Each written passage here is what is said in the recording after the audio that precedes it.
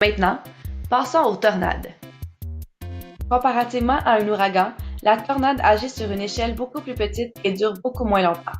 Elle est toujours accompagnée d'un orage violent, précédé de pluies pouvant aller jusqu'à 70 mm soudainement, de grêle, et puis suivi de fortes averses. Une tornade est une tempête de petite dimension concentrant en peu d'espace énormément d'énergie. C'est un tourbillon de vent extrêmement violent ayant la forme d'un entonnoir qui entre en contact avec le sol. La vitesse de déplacement d'une tornade peut atteindre 100 km/h. La formation d'une tornade s'explique en 3 étapes. Tout d'abord, il y a une colonne nuageuse ou cône renversée en forme d'entonnoir à la base d'un nuage d'orage, soit le cumulonimbus. Par la suite, l'extrémité de la colonne nuageuse s'abaisse vers le sol, ce qui cause un énorme nuage de débris.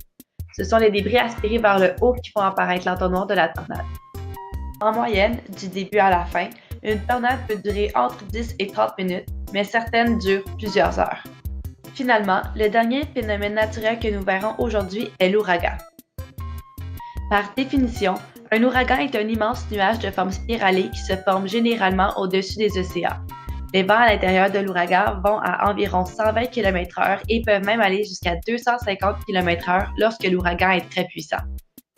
Si ce nuage restait au-dessus de l'océan, les dégâts seraient limités. Toutefois, il aura tendance à se déplacer en suivant les vents. Tant que l'ouragan reste au-dessus des eaux tropicales, celui-ci tend à augmenter à cause de l'eau chaude et de l'humidité.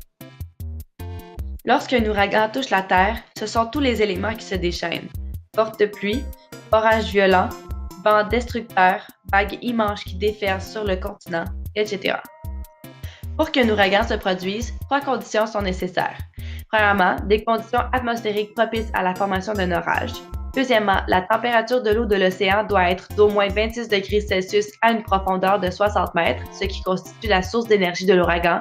Et troisièmement, la présence d'une forte dépression tropicale. J'espère que tu en as appris davantage sur les phénomènes naturels. Tu es maintenant prêt à aller valider tes connaissances. Pour ce faire, rends-toi à la page 32 de ton cahier d'activités.